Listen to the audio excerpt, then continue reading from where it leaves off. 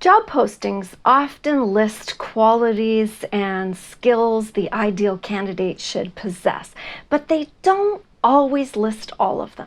Today, I'm going to share 9 skills. If you can demonstrate these during the application process, the hiring process, the interview process, you will be far and away above the other applicants.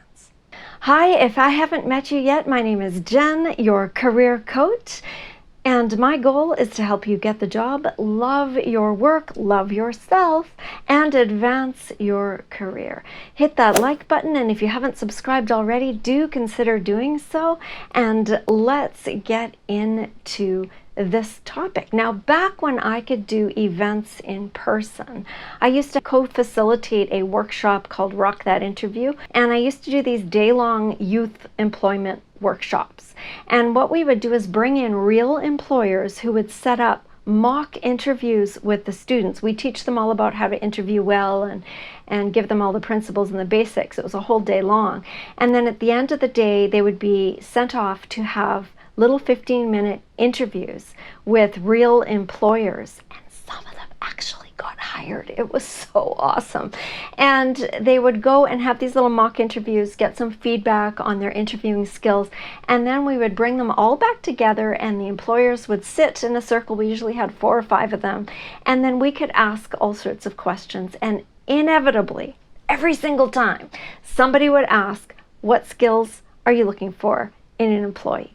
And so these skills come from those many, many sessions of those many workshops that I used to do. And I also wrote about these in my book, What They See, How to Stand Out and Shine in Your New Job. And this is available from the link down below, or you can also find it on Amazon. But if you get it from the link below, I will sign it and send it to you. Okay, so let's get into the 9 things. Number 1 is organizational skills, and I include in that adaptability and flexibility and reliability. How organized are you? And you don't have to say that you have fantastic organizational skills, you just have to show it. So show up on time for the interview. Make sure that your resume is error-free. Have 2 or 3 people double check it if you don't trust your own spell checking abilities. And make sure that all of the things that you demonstrate show that you are an organized person. When you show up for the interview, make sure you have a list of references to hand over if they ask for references. Make sure you have a file folder with an extra resume in it in case somebody forgot theirs and you're being interviewed by a team. Just be super organized and show that. And the reliability, the adaptability, the flexibility, all that comes into play in this first tip, in a quality that an employer wants. The second tip is self-motivation or initiative. So do you sit around waiting for people to tell you, or do you look for things that need to be done? Employers really want this. They don't want someone who's just sitting there waiting for every single little thing to be told to them. They want somebody who can look for things that need to be done and actually go and do them. The third thing is confidence. Now, you don't want to be overconfident so that you come off as cocky. That is a complete turnoff. But you want to have enough confidence to be able to ask for feedback and then to listen to it. So if you ask someone, how am I doing? How's it going? How do what things do you think I could do to improve? Then be open and willing and confident enough in yourself that you can accept it, especially if it's difficult feedback. Because if you ask for it, you should be willing to accept it. Now, it doesn't mean you have to agree with everything, but it's a really good sign of confidence if you are able to listen to what somebody has to say and to strive to learn and to improve and to grow. So that's what I mean when I say confidence. I mean the willingness to ask for feedback, to accept the feedback, and then to get yourself skilled in the things that maybe you find as your weaknesses. And I'm going to link to the video on what are your weaknesses up above. Just up above, just in case. But that is something that is really important for you to know. What are your weaknesses and where are your growing edges, as they call them? The fourth thing is communication skills. Now, everybody puts on their resume that they're excellent at communication. It drives me nuts because it's not always true.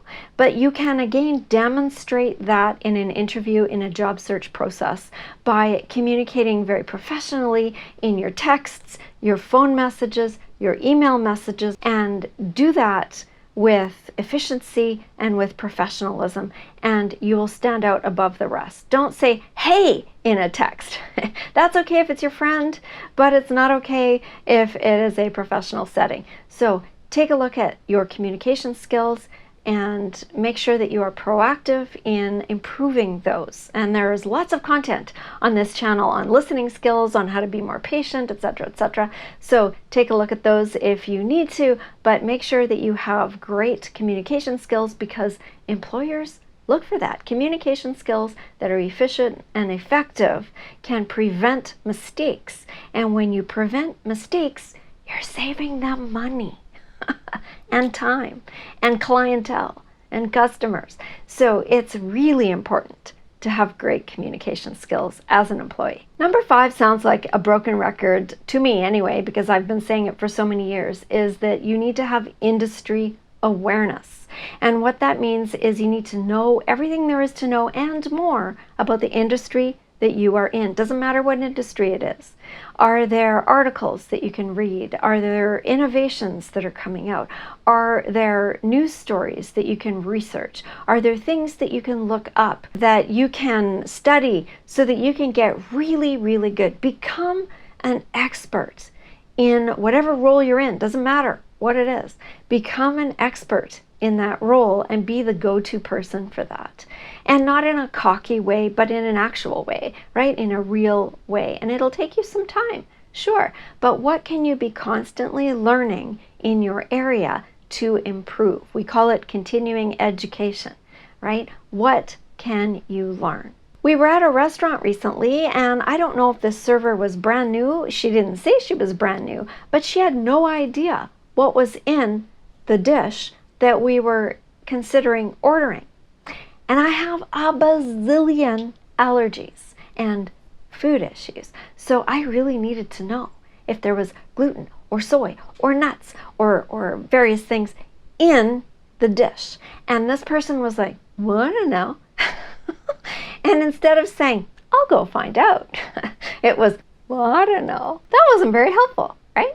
So it would be really good if, even if you don't know the answer, if you go find out, and then next time, you'll know it. Number 6 is having a team player attitude, and that is such a cliche, and that statement, please do not put that on your resume. Write it in some other way, but don't put it that way. But it is still something that employers want you to have, is a team player attitude. And what that means is you play well with others in the sandbox, is that you can get along with people. This comes down to your EQ, your emotional intelligence. Daniel Goleman is the expert on that, and I can pop a link to one of his books down in the description box.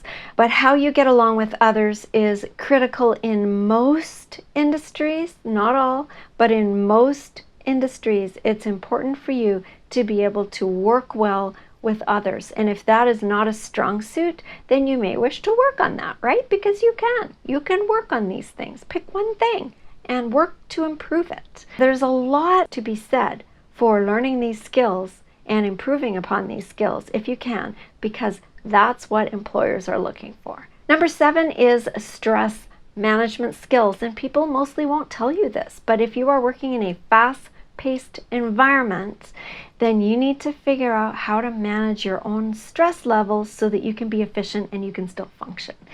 I was a server way back when I was a teenager. That is a hard job. Kudos to all the servers out there, because that is not an easy role to be in.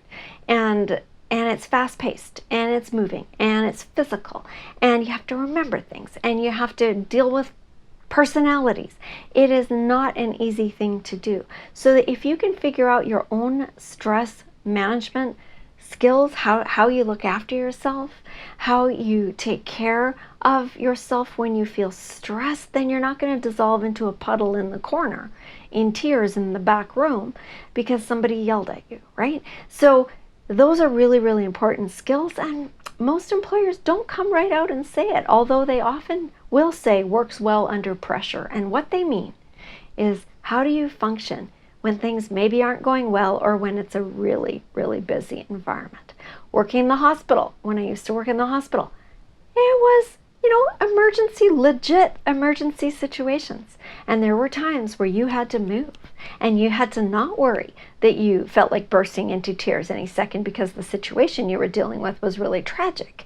But you had to put that away until you had a breather, and then you could cry in the back room if you needed to. But it was, how do you manage your stress in a super stressful situation? And one of the things about that is to know that maybe you aren't good in fast-paced, busy, rapidly changing environments. It would be good for you to know what you're not good at, so that maybe you gravitate toward calmer, slower-paced, low-pressure work situations instead of those high, intense adrenaline rush situations. Something to think about.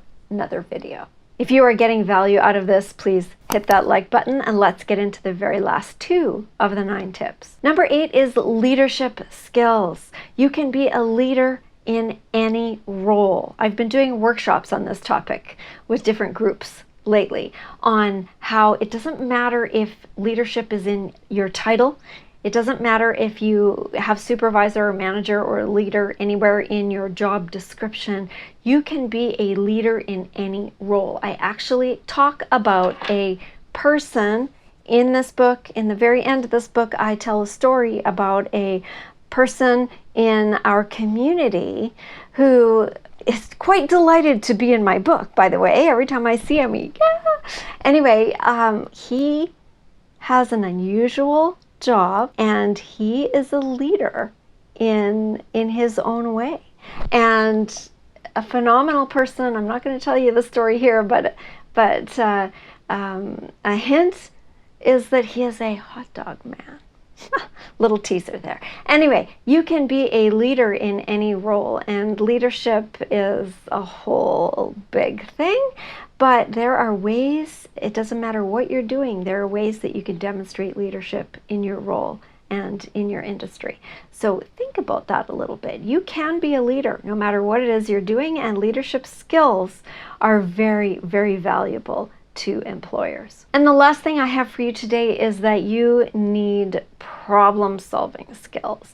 What little fires can you put out? You might need to go to your next up, your manager, your supervisor, etc., to your up the line person for big fires. But for little things, can you solve the problems on your own? What are you allowed to solve? What kinds of things are in your purview that you are allowed to, in your scope of practice, do within what it is that you're doing? And do you do them? Can you figure out how to solve something and fix things?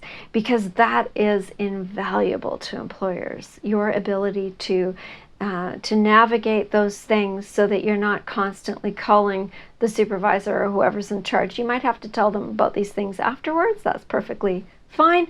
But are there things that you can do in your role to solve problems as the day unfolds? Because if you can do that, you will be extra valuable to your boss, to your employer. So demonstrate all or as many of these 9 skills that you can in your documentation, in your communication, and during your interview, and you'll be far and above those who don't, and a much more attractive candidate for the job. Let me know which of these 9 skills is your strongest below in the comments section. Check out the book where it's listed, and next I have a video for you on how to have a success mindset if you don't have one already. I will see you over there.